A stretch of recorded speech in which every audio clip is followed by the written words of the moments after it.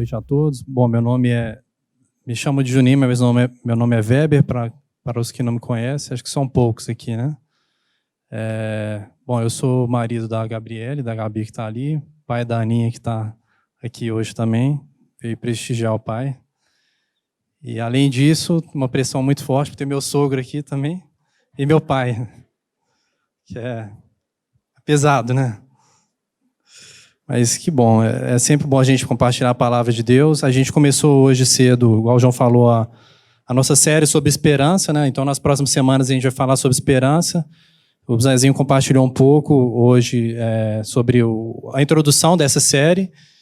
E eu vou compartilhar um pouco em cima do mesmo texto que ele falou, mas obviamente não tem jeito de ser igual, né? E Deus também ele fala para a gente de forma diferente, em momentos diferentes, tá?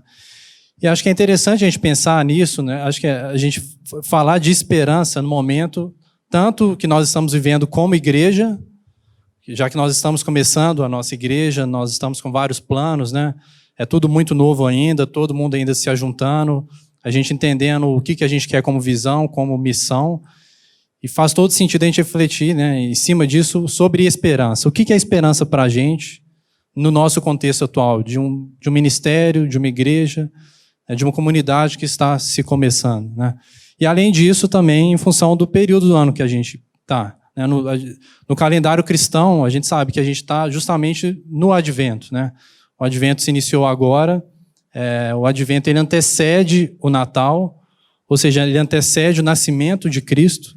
E o Advento é justamente o momento em que os cristãos eles se separam para refletir e para nutrir esperança e nutrir expectativa, mais uma vez, com relação ao que o nascimento de Cristo representa para nós, né? Então, a gente volta no Antigo Testamento, a gente volta em todo o plano de salvação que Deus nos deu, que está na palavra dele, no Antigo Testamento, e a gente relembra disso, né?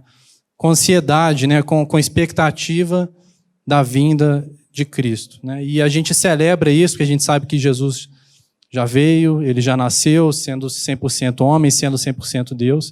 E agora a gente nutre também a expectativa da segunda vida dele, né? Então é um momento de expectativas, né? Da gente nutrir essa esperança. E no nosso contexto também é bem interessante a gente pensar nisso, né? Bom, se a gente for pensar, até refletindo no Antigo Testamento, a gente tem história de vários e vários homens que foram representantes de Deus, como representantes da esperança de Deus para o seu povo, para Israel, né, para aquele povo que Deus selecionou. E esses homens, eles foram usados por Deus, né? Existem profetas, existiram reis, juízes. E eles foram como se fosse um pincelar de Deus na história da humanidade, trazendo a esperança. E a gente vai refletir um pouco hoje em cima de Isaías 40. Vocês podem abrir a Bíblia. A gente primeiro, na verdade, vai ler um pouco do capítulo 39, tá? Isaías 39. E a passagem que o profeta Isaías ele interage com o rei Ezequias, né? Quem que era o rei Ezequias? Ele era um rei de Judá. Ele assumiu o trono de Judá, ele tinha 25 anos, mais ou menos. Então ele era muito jovem. E Judá passava por um momento difícil, né? Muitas coisas confusas. O povo não sabia, parece que eles tinham perdido o norte, eles não sabiam para onde eles tinham que ir. E Ezequias, quando ele assumiu o seu trono, logo no primeiro ano, ele tomou várias medidas que eram medidas que iam em direção ao que Deus queria. Então, ele exortou de forma forte contra a idolatria. O povo de Israel, eles ainda tinham eles adoravam outros deuses de outros povos. Então, Ezequias ele já chegou e já denunciou essa idolatria a outros deuses.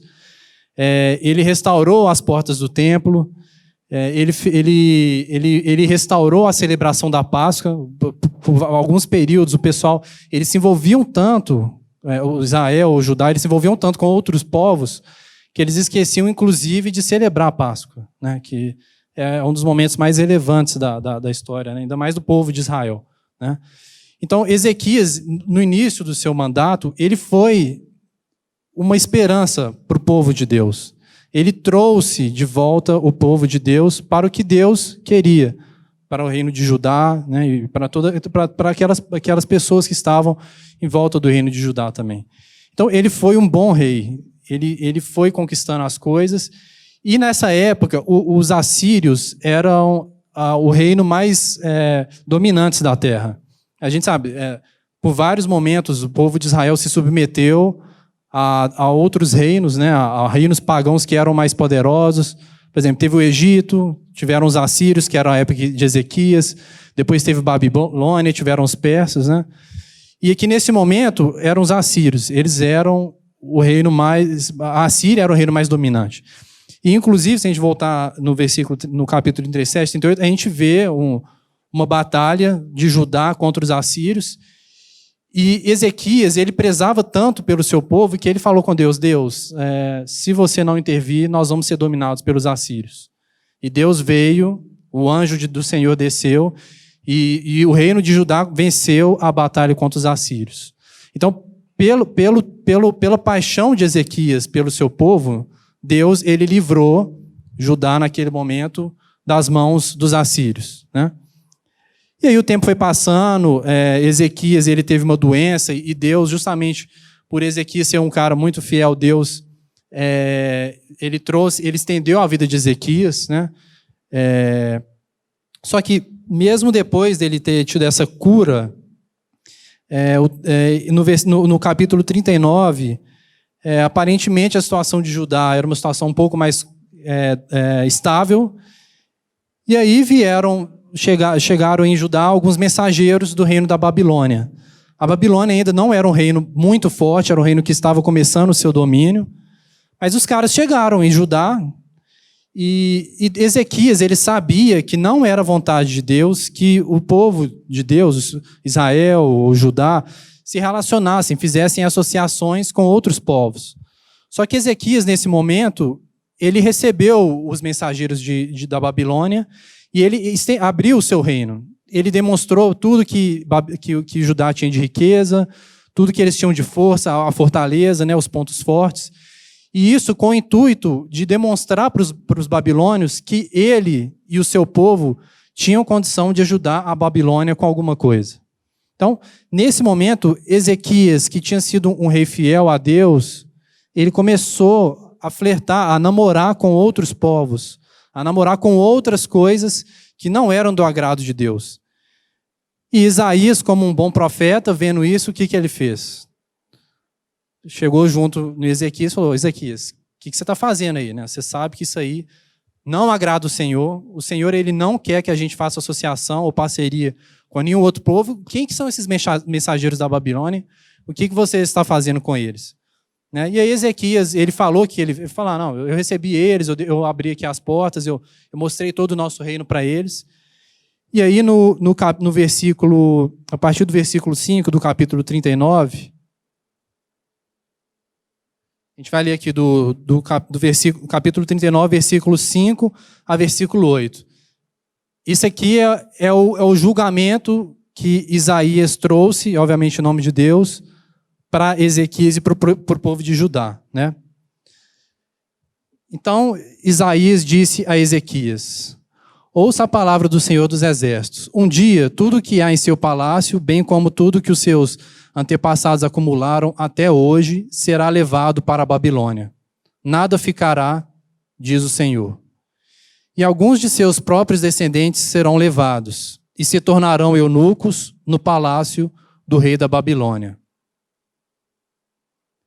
E aí Isaías respondeu, né? É boa a palavra do Senhor que você falou, pois pensou, haverá paz e segurança enquanto eu viver.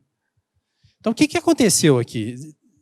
Isaías ele trouxe uma palavra de julgamento para Ezequias. Ele falou, olha, o povo de Judá ele vai cair na desgraça de virar servo da Babilônia, né? Os seus descendentes, Ezequias, eles vão ser dominados. E eles vão servir no palácio como servos, no palácio do rei da Babilônia. E Ezequias, escutando isso, qual foi a reação dele nesse momento? Ele ficou aliviado, na verdade, né? E por que ele ficou aliviado? Porque esse julgamento não aconteceria enquanto ele estivesse vivo. Não aconteceria durante o seu mandato. Então aqui, Ezequias, que era um rei que tinha prezado tanto pelo seu povo, agora ele simplesmente tinha abandonado. Ele não estava pensando na sua posteridade, ele não estava preocupado, ele não ficou triste em Isaías trazer o julgamento de Deus, de que o povo, os seus filhos, os seus descendentes, seriam dominados pela Babilônia.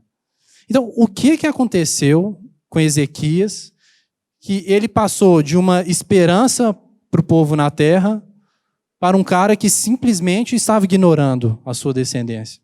Ele não estava pensando, meus filhos, se eles forem dominados ou se eles virarem escravos da Babilônia, isso para mim é indiferente.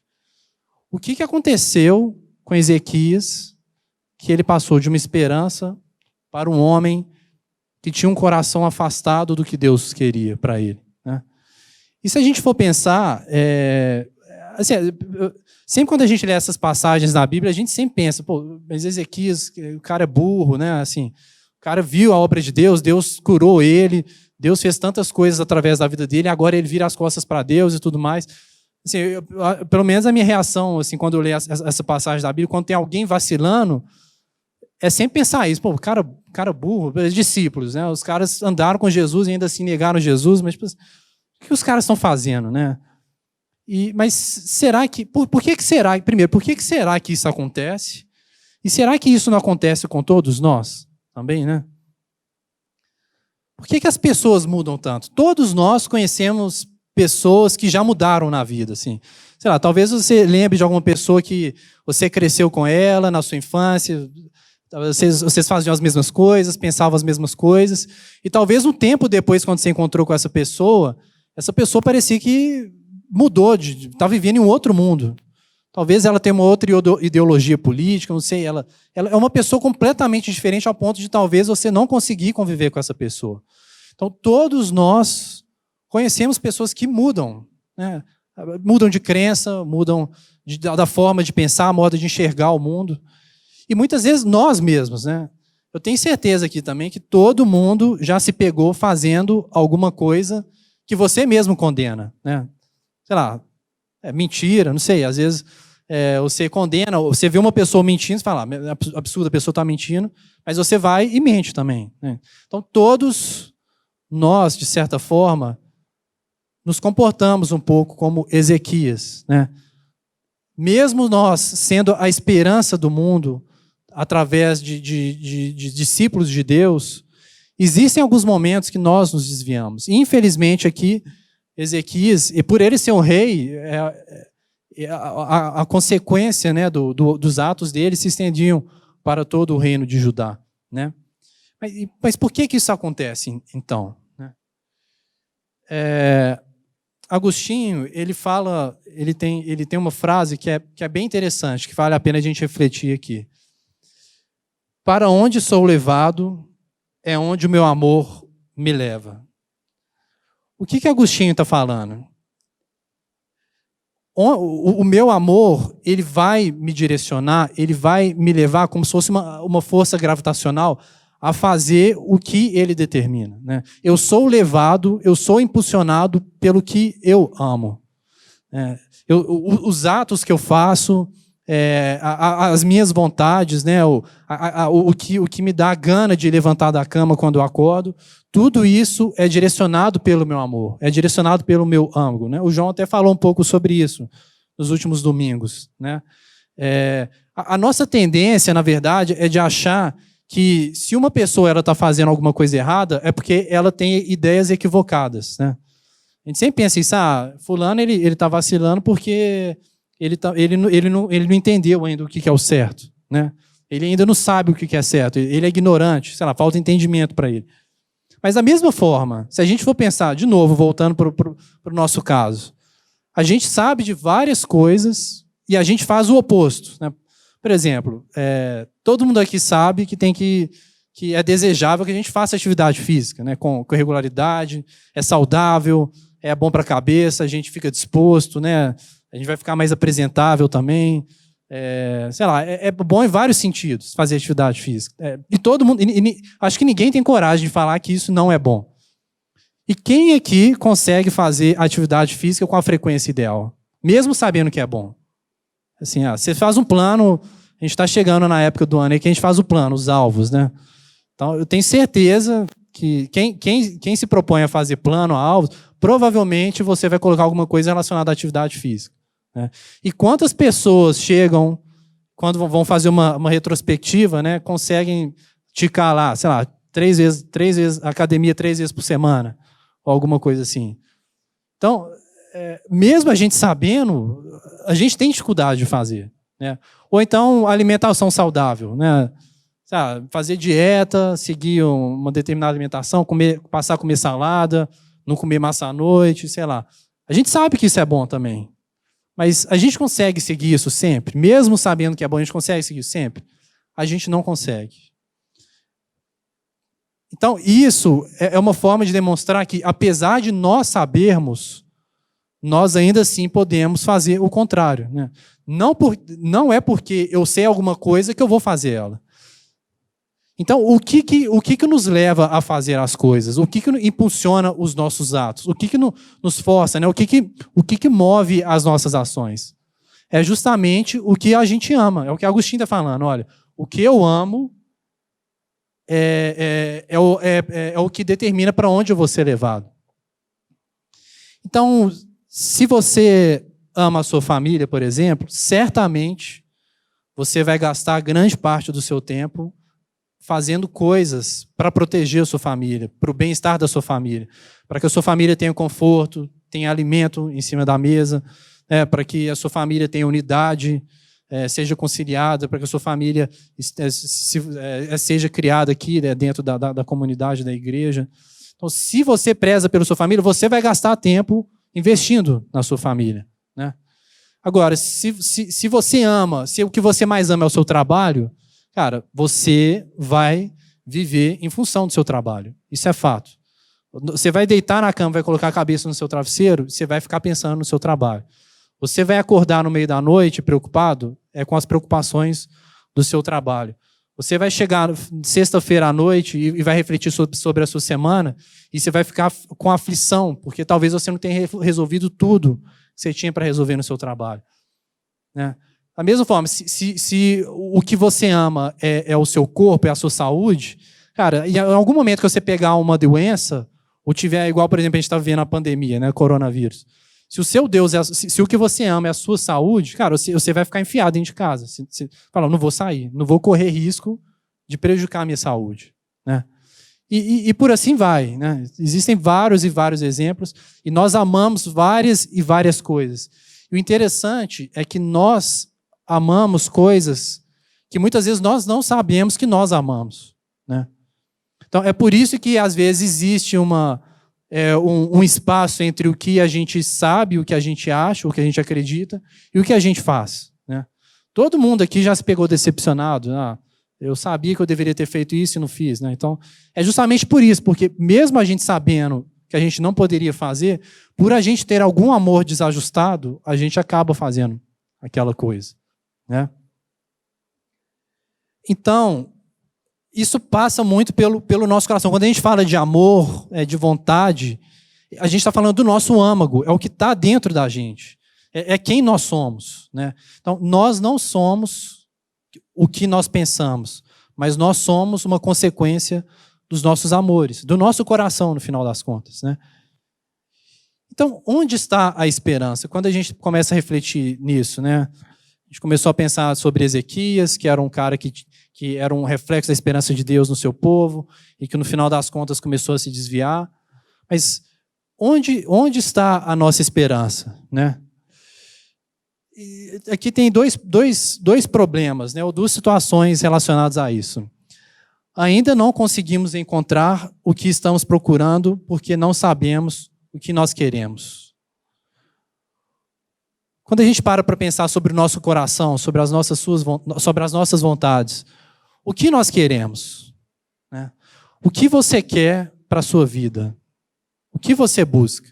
Será que a gente sabe o que a gente quer? Será que a gente sabe o que a gente busca? Né? Jesus, quando ele interagia com as pessoas, principalmente se a gente for olhar no Evangelho de João, que é um evangelho muito rico em diálogos, né? Jesus, ele fazia muitas perguntas às pessoas. As pessoas perguntavam para Jesus e Jesus devolvia com uma pergunta, ou com várias perguntas. Por quê? Porque Jesus, ele queria fazer com que as pessoas refletissem sobre o coração delas, sobre o que elas queriam, né? Inclusive, na primeira interação de Jesus, no Evangelho de João, ele chega para 2 discípulos e fala: o que vocês querem? Né? O que vocês estão querendo? O que vocês estão buscando? É uma pergunta que visa desvendar o coração das pessoas, daqueles discípulos, né? Então, o que nós queremos? Né? O que nós buscamos? Será que a gente sabe? O que direciona a nossa vida? Será que a gente sabe o que são os nossos verdadeiros amores? Será que a gente sabe o que nos faz levantar da cama de manhã para ir fazer as coisas, né? O que é o motor da nossa vida? Muitas vezes nós não sabemos e nós ficamos frustrados, porque a gente fica batendo cabeça no dia a dia sem saber o que a gente quer, o que a gente busca efetivamente. E segundo, se nunca temos a sensação de descanso, de satisfação total, é porque o terreno da nossa vida interior é um deserto de anseios. O interior do homem, e Agostinho ele fala muito disso, que o interior do homem é um deserto de anseios. Alguém já viu aqui, alguém conhece uma pessoa que é 100% satisfeita? Uma pessoa completamente realizada na vida? Alguma pessoa que não tem preocupação, uma pessoa que não tem ansiedade, uma pessoa que está sempre feliz? Ninguém conhece, né? A gente pode imaginar uma pessoa que tem uma vida perfeita aos nossos olhos, né? E é exatamente isso, né? Todos nós temos um ideal, né? Ou temos uma ideia de vida perfeita, né? Todo mundo imagina qual que seria uma vida perfeita. Normalmente a gente associa uma vida perfeita a uma vida sem necessidades físicas, né? Uma pessoa que tem uma família, uma pessoa que tem muito dinheiro, né? Uma pessoa que consegue comprar o que ela quiser, consegue morar onde ela quiser, que tem conforto, né? Hoje em dia o mundo enxerga uma vida perfeita muito relacionada a isso, a conforto, né? A ausência de necessidades, né? Necessidades que nós enxergamos, né? Mas quantas pessoas nós conhecemos que se encaixam nesse perfil, que se encaixam nessa vida, mas que são infelizes, são depressivas, né? E a gente não sabe o que passa no coração das pessoas, na mente das pessoas, né? Então, o ser humano, ele é insaciável, né? Você pode, não sei, talvez pelo menos da sua vida, você pode determinar algum alvo principal e você pode dedicar a sua vida para alcançar esse alvo, mas quando você alcançar isso, o que o seu coração vai falar com você? Vai falar, beleza, agora acabou? Ou ele vai falar, não, agora acho que você tem que conquistar além. Você chegou aqui no plano A, e o plano B e o plano C? Será que você agora não tem que subir mais, né? É como se fosse uma escada interminável. O nosso coração é exatamente isso. Ele nunca vai se satisfazer, né? É um deserto de anseios, né? O ser humano, ele nunca vai ficar satisfeito. Então aqui nós temos 2 problemas, né? Ou 2 coisas que podem ser problemas. Primeiro, que todos nós amamos alguma coisa, e possivelmente nós amamos coisas que nós não sabemos, então a gente fica batendo cabeça aí, gastando energia com coisa que às vezes a gente não sabe. E além disso, o nosso coração, ele é insaciável, tá? Ele é insaciável. E o que significa, quando a gente para pensar nisso, o coração ser insaciável, o que significa isso, né? Será que existe alguma coisa no mundo que vai nos satisfazer? Será que existe alguma esperança nas coisas finitas do mundo que vão fazer com que a gente coloque a cabeça no travesseiro e durma com tranquilidade? Cara, pode ser temporariamente, pode ser que sim. Mas se o nosso coração ele tem anseios infinitos, ele jamais vai se satisfazer com as coisas finitas do mundo, né? As coisas que o mundo tem para nos disponibilizar, o cardápio do mundo, ele jamais vai satisfazer. O que o mundo tem para nos oferecer, no final das contas, jamais é uma esperança que vai tirar a nossa ansiedade, que vai nos trazer conforto, né? É aquela sensação de você chegar em casa, né? Às vezes você passou uma temporada fora de casa trabalhando, e você chega em casa e você descansa, você relaxa, né? O mundo, ele pode nos dar essa sensação de forma temporária, as coisas do mundo. Mas se o nosso coração ele não consegue se completar de forma... se ele não se completa com as coisas do mundo, isso é um indício de que existe algo superior, que existe algo além que o nosso coração busca, que é uma esperança que está fora do nosso controle, uma esperança que está fora do que a gente tem, né? Uma esperança que está fora do cardápio do mundo, né? Então, aqui tem 3 tópicos. Se a gente for refletir em uma passagem da Bíblia que é muito conhecida, né, que é do filho pródigo, né, e a gente for refletir em cima desses 3 tópicos, né? Bom, acho que todo mundo se relembra um pouco sobre a passagem do filho pródigo, né? Ele era o irmão mais novo, que tinha o irmão mais velho, e em determinado momento da vida dele, ele falou para o pai dele: olha, pai, eu cansei, eu quero viver a minha vida, então se você puder dar a parte da minha herança de forma antecipada, e aí eu vou pegar a minha herança e vou embora, nunca mais vou dar nenhuma preocupação para você, vou viver a minha vida, vou fazer as coisas que eu quero, e assim também nunca o Senhor vai ter que me dar mais nada, me suprir mais nada. E assim o filho pródigo, o pai concordou, triste, mas deu a herança para ele. O filho pródigo pegou os bens que eram da herança dele e foi embora, foi viver a vida. Foi aproveitar as coisas do mundo e ele foi gastando. Ele tinha uma ideia de vida ideal e ele foi buscar essa ideia de vida ideal. E chegou um determinado momento que ele caiu em si. Ele percebeu que a vida ideal que ele buscava não alimentava a alma dele. E aí ele foi caminhando, até um ponto em que ele se encontrou comendo a mesma comida que os porcos comiam. Ele gastou tanta energia, ele gastou tanto recurso, ele gastou tanto tempo que ele tinha, e tudo se acabou, até o ponto em que o que restou para ele era a comida dos porcos, né? E aí ele refletiu: bom, será que meu pai me aceita de volta? Será que meu pai me ama ainda? Será que se eu voltar para casa, meu pai vai me receber de braços abertos, né? E a gente sabe que ele volta para casa e o pai faz um banquete para o receber, né? De braços abertos, né? Então, vamos refletir sobre o coração do filho pródigo, né? São as inquietações que nós temos também em nossos corações, né? E de certa forma representam a ansiedade do nosso mundo, né? Primeiro, a gente atribui expectativas infinitas a coisas finitas, né? A gente acha que o que o mundo tem para oferecer vai satisfazer a nossa alma. Um bom emprego, uma boa casa, uma família ajustada, uma educação boa para os nossos filhos. Então a gente acha que essas coisas elas vão nos alimentar. Mas em algum momento a gente vai quebrar a cara, assim como o filho pródigo, né? Ele achou que o fato dele ter a herança dele disponível para ele já gastar, para ele já fazer o que ele queria, já seria o suficiente, mas não foi, né? Não nos sentimos satisfeitos, né? E a gente chega um momento que a gente percebe que a gente não está satisfeito, que tem alguma coisa faltando. Cara, todos nós já tivemos momentos na vida em que a gente... É momento de ansiedade. Você perde o sono, assim, parece que você está perdendo o controle da situação. Parece que nem tudo está sob o seu controle, você não tem gestão sobre tudo, e isso traz ansiedade. Você começa a não vislumbrar como que a situação vai se encerrar, como que as coisas vão acabar.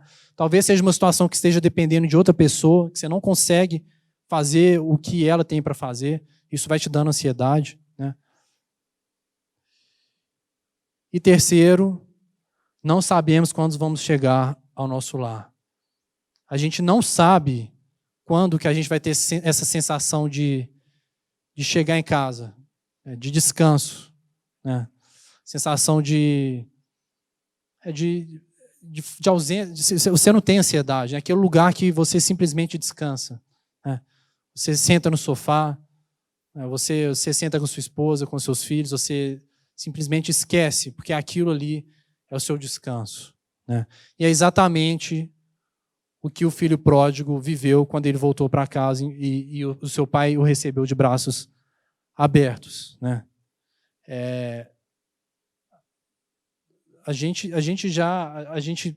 Todos nós já ansiamos por isso. E nós ansiamos por isso. Todos nós ansiamos por isso. Mas quando que nós vamos ter isso? Quando nós vamos ter o nosso lar? E onde é o nosso lar?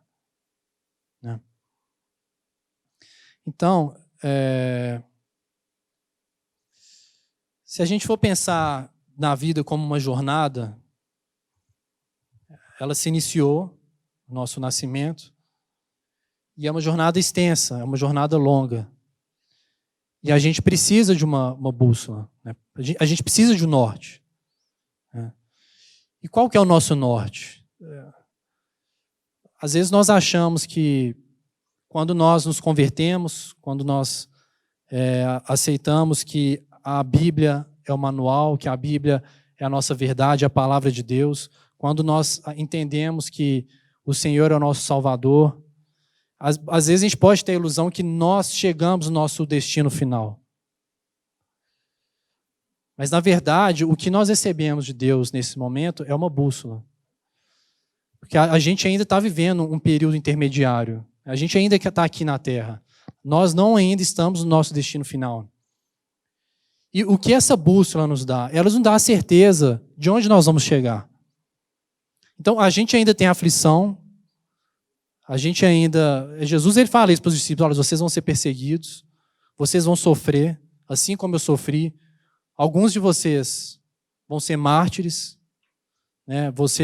Quando vocês tentarem levar a minha palavra, as pessoas vão fazer chacota de vocês, né? Vocês vão ter doenças, vocês não vão estar livres de confusão, de briga, né? de contenda, mas vocês sabem o que espera para vocês no final, né? Qual é a esperança que vocês têm agora? É a esperança que vem através de Jesus, né? Então, o que nós temos agora, o que nós recebemos de Cristo, não é já chegar no destino final. Nós não estamos no destino final, mas agora nós temos a graça de ter Jesus caminhando conosco. Essa é a esperança que nós temos no momento. E quando a gente pensa no nosso contexto atual, é o mundo completamente confuso. Quem consegue saber como o mundo vai estar daqui a um mês? O mundo sempre foi confuso, mas agora parece que está com um tempero especial, né? Cara, quem aqui consegue fazer um plano de 3 meses? De mudar de casa, de fazer uma viagem, de mudar de emprego. O mundo, nesse momento, não tem esperança. O que o mundo planeja, ou o que o mundo acha que vai acontecer, ou o que o mundo acha que é certo, cara, isso é construído em cima de premissas que... Cara, a gente tem certeza, né? Talvez a gente pense, se tal pessoa ganhar a eleição, lá nos Estados Unidos, né? E o que eles passaram lá não é muito diferente do que a gente vai passar em breve, daqui a 1 ano e meio, nas nossas eleições aqui, né? Mas o que eles estão passando lá é assim: se o meu candidato perder, acabou, o mundo acabou. O país vai entrar na desgraça, as escolas vão ser transformadas em qualquer coisa, né? A gente vai passar por fome e tudo mais. Então, o mundo, ele vive... as premissas do mundo, elas são respaldadas nessas coisas. E são coisas que se desmancham, que não se concretizam, né? Então, qual que é a nossa esperança? A nossa esperança é o nosso destino final, que foi dado por Jesus, que foi conquistado por Jesus. E se a gente for refletir aqui, então, voltar na história de Ezequias. Então, Ezequias, que era um símbolo da esperança, e que trouxe para o seu povo, para o reino de Judá, o que Deus queria, e no final ele se desviou, o que aconteceu com o povo de Judá no final das contas? Eles viraram escravos da Babilônia. E é aí que entra o capítulo 40. Então, no capítulo 40 de Isaías, o povo, eles já estavam sob domínio da Babilônia, eles já eram escravos, eles já não tinham autonomia, eles já não conseguiam fazer nada, eles eram escravos, eles estavam dominados pela Babilônia. E aí o profeta Isaías, ele intercede pelo povo. E ele relembra o seu povo de quem era o Deus de Israel, o Deus de Judá, que é o Deus incomparável. E é o Deus, e é o sobrenatural que pode saciar a nossa alma. Né? Então, no capítulo 40, no versículo 25, é justamente isso que fala. A quem, pois, me comparareis para que eu lhe seja igual? A quem eu, o Deus de Israel, o Deus de Judá, posso ser comparado? Eu sou o Deus que criou o mundo, eu sou o Deus que criou os céus e a terra, eu sou o Deus que controlo todas as nações, eu sou o Deus que tem autoridade sobre todas as autoridades humanas, eu sou o Deus que faço tudo, e tenho tudo, e sou tudo. Eu sou o Deus incomparável. Com quem vocês querem me comparar? É isso que Deus fala. Com quem vocês querem me substituir no coração de vocês, Israel, Judá, Ezequias? O que vocês estão colocando no coração de vocês como esperança? Para ter uma vida, para ter descanso, para ter conforto? O que faz vocês moverem, o que faz vocês gastarem a sua energia, se não comigo, com o meu amor, com o que eu tenho para vocês? E é isso que Deus, ele falou com Israel, com Judá, e é isso que ele fala conosco. É a esperança do mundo. É a nossa esperança. É o que nós temos. É o Deus que é tudo.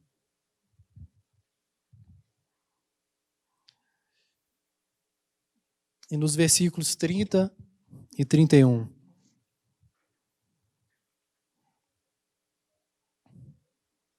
Esse Deus, ele apresenta o que ele faz com aqueles que o colocam no coração, com aqueles que voltam seus olhos para ele. Os jovens se cansam e fadigam, e os moços de exaustos caem, mas aqueles que esperam no Senhor renovam as suas forças. Voam bem alto como águias, correm e não ficam exaustos, andam e não se cansam. Quando a gente para pensar no mundo hoje, as pessoas estão cansadas, nós estamos cansados, nós estamos exaustos. Quantos aqui se sentem sem força? Quantos aqui chegam domingo à noite? Às vezes a gente tem a ilusão de que o final de semana vai trazer todo o conforto, todo o descanso que a gente precisa. Mas quantos aqui chegam domingo à noite ainda cansados, exaustos? E quando a gente para pensar, a gente vai começar uma semana já cansado, né? E é isso, o mundo é isso, é cansaço. Justamente porque nós ainda estamos aqui, nós ainda estamos sujeitos às coisas finitas, né? E o que o Senhor, ele nos dá, né? Enquanto os jovens se fadigam, os moços caem exaustos, aqueles que esperam no Senhor renovam as suas forças. Renovar não significa que nós não vamos ter lutas, não significa que as coisas vão ser difíceis, mas significa que à medida que as dificuldades vierem, o Senhor vai nos levantar de novo. O Senhor vai nos dar força novamente. Voam bem alto como águias. São pessoas que conseguem se distanciar, elas têm uma visão privilegiada. Deus dá a elas uma visão privilegiada. elas conseguem enxergar as coisas do mundo não como as pessoas normais enxergam, mas sim como o Senhor enxerga. Enquanto o mundo fica batendo cabeça sem respostas, essas pessoas, elas voam como águias, elas conseguem ver as respostas, elas conseguem entender por que as coisas estão acontecendo. Correm e não ficam exaustos, andam e não se cansam.